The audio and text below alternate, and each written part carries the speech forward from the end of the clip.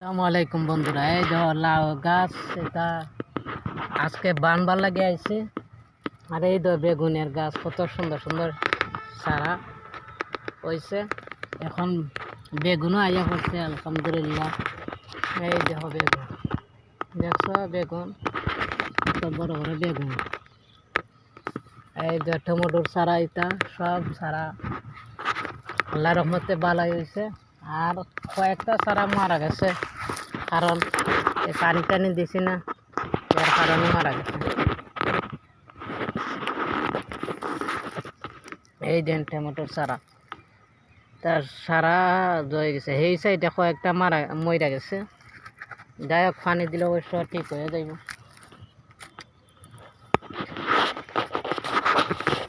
এই দেন বড় বড় গাছ, কিরকম বেগুনের গাছ হয়ে গেছে।